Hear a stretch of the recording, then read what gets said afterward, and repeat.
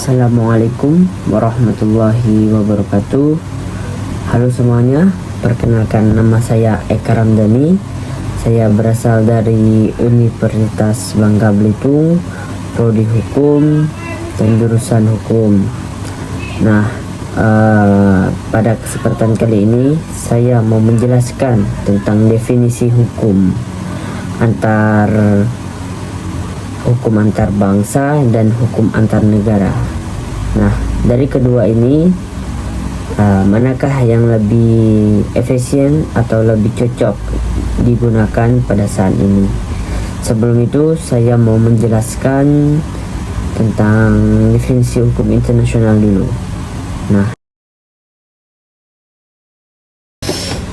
Nah, jadi definisi hukum internasional adalah cabang hukum yang mengatur hubungan antara negara-negara dalam sistem internasional.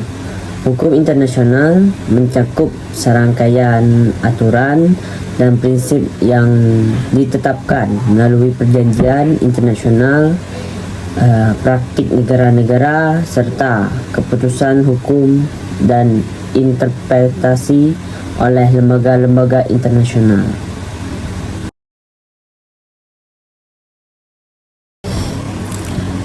Nah, tadi itu definisi hukum internasional. Nah, kali ini definisi hukum antar bangsa, yaitu hukum antar bangsa atau lebih dikenal sebagai hukum internasional publik adalah keseluruhan kaidah dan asas hukum yang mengatur hubungan atau persoalan melintas batas negara. Ini mencakup interaksi antar negara, organisasi internasional, serta subjek hukum lainnya, seperti tahta suci atau individu. Tujuannya adalah menciptakan ketertiban, keadilan, dan perdamaian global.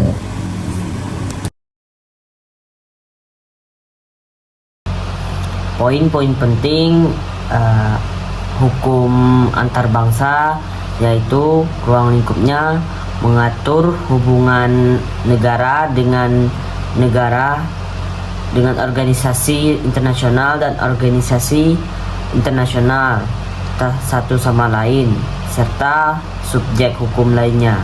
Sedangkan tujuannya mengatur tingkah laku negara-negara dalam tatanan internasional demi mencapai kerjasama yang aman, damai, dan teratur.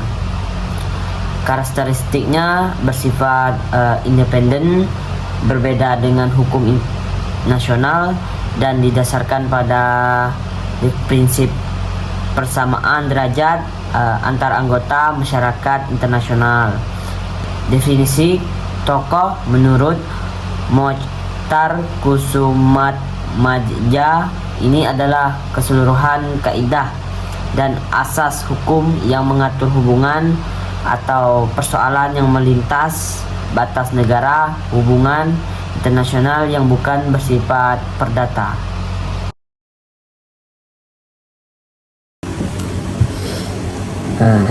Nah, tadi itu definisi hukum antar bangsa, dan kali ini definisi hukum antar negara. Nah, definisi hukum antar negara atau lebih dikenal dengan hukum publik internasional adalah keseluruhan kaidah dan asas hukum yang mengatur hubungan atau persoalan yang melintasi batas-batas negara. Hukum ini mengatur interaksi antara negara berdaulat organisasi internasional dan subjek hukum lainnya dalam rangka menjaga perdamaian, keamanan, dan kerjasama internasional. Nah, kalau poin-poin penting dari hukum antar negara yaitu terutama negara berdaulat, namun juga mencakup organisasi internasional seperti PBB, WTO, atau Tahta Suci Vatikan dan Palang Merah Internasional. Sumber hukum dari hukum negara yaitu berasal dari perjanjian internasional, yaitu traktat, kebiasaan internasional, prinsip hukum umum, serta keputusan pengadilan dan ajaran para ahli. Namun ruang lingkup yang terjadinya mengatur berbagai persoalan seperti perbatasan wilayah, hukum laut, hak asasi manusia, hukum perang atau humaniter, diplomatik, hingga perdagangan internasional.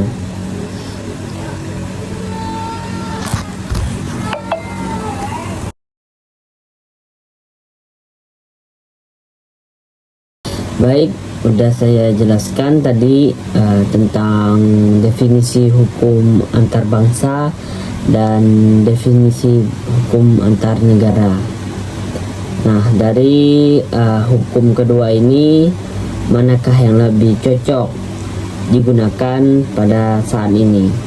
Menurut saya yaitu hukum internasional, dikarenakan yang mencakup hukum antar negara dan antar bangsa atau subjek hukum lainnya jauh lebih cocok dan relevan.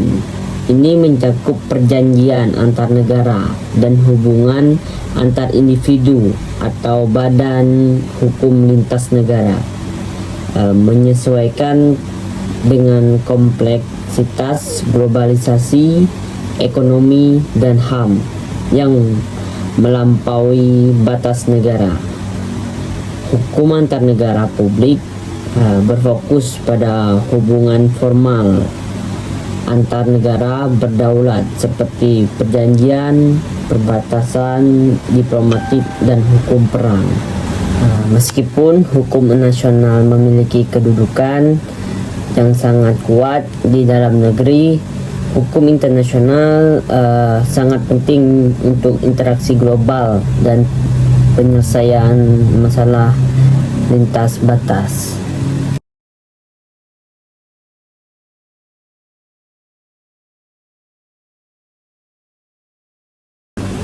Nah, pertanyaan kedua yaitu apakah hukum internasional ini disebut dengan hukum atau moralitas internasional?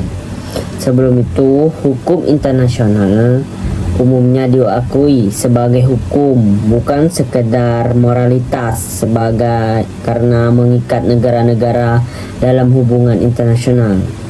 Meskipun penegakannya berbeda dengan hukum domestik, meskipun beberapa pandangan seperti John Austin menyebutnya moralitas positif karena kurangnya otoritas legislatif pusat, mayoritas ahli penganggapannya sistem hukum yang sah karena ada sanksi seperti reprisal, perjanjian mengikat, dan pengakuan oleh Mahkamah Internasional. Sebagai hukum, pandangan umum, hukum internasional terdiri dari aturan kebiasaan dan tertulis yang disepakati mengikat oleh negara-negara berdaulat. Ia memiliki prosedur dan substansi yang mengatur hubungan antar negara, organisasi internasional, dan individu. Sebagai moralitas, pandangan klasik atau John Austin, pandangan ini berpendapat hukum internasional bukan hukum sesungguhnya karena tidak ada badan legislatif dunia yang melaksanakan kepatuhan layaknya hukum nasional. Perbedaan utama, hukum internasional berfokus pada fungsi koordinatif, sejajar, bukan subordinatif hierarki. Meskipun penegakannya seringkali bergantung pada kemauan politik negara, hukum internasional terus berkembang sebagai sistem hukum yang mapan dalam mengatur perilaku internasional. Namun apabila melihat dari merujuk pendapat dari Apeldoorn menyatakan bahwa hukum banyak seginya dan demikian luasnya sehingga tidak mungkin orang dapat menyimpulkan definisi secara memuaskan. Dengan demikian, hukum internasional memiliki definisi dari kriteria yang beragam. Dalam hal-hal ini, Lawrence lebih mengedepankan apabila terbentuk masyarakat negara-negara yang beragam dan sepakat berdasarkan sebuah kesepakatan bersama, maka disitulah terjadi hukum. International Operation menyatakan bahwa apabila aturan-aturan kebiasaan tertulis yang mengikat secara hukum oleh negara-negara yang apabila salah satunya dilakukan ratifikasi, maka disitulah hadirlah hukum internasional. Dalam hal ini, bila dilihat definisi semata, maka pendapat Lawrence dan Oppenheim mengedepankan hubungan dan ketertarikan semata yang berperlakuannya bersifat pilihan dan tidak membicarakan sanksi, sehingga seolah-olah tidak berarti bila dilihat dari pandangan John Austin atas pengertian hukum menurutnya. Namun pendapat itu sendiri tidak lantas mematahkan hukum internasional sebagai sebuah hukum.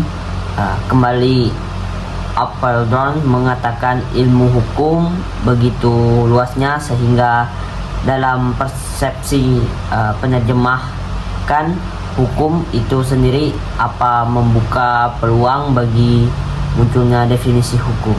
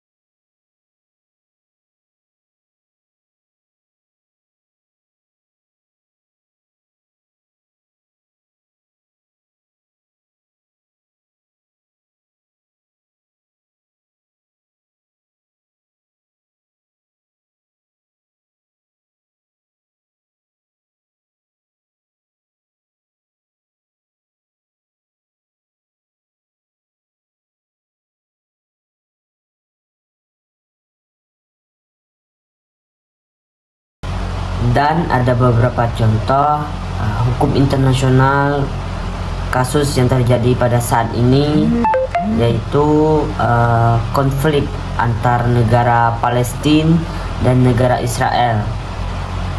Negara tersebut konflik dan banyak memakan korban seperti cuplikan ini. This of course follows months of military build-up in the Caribbean, strikes on drug boats and the seizure of oil tankers, and a huge amount of pressure puts on Nicolas Maduro, the authoritarian dictator leader of Venezuela, by President Donald Trump. What we wait to see now is whether these military strikes are a one-off, or whether there is more than the US war to the arse.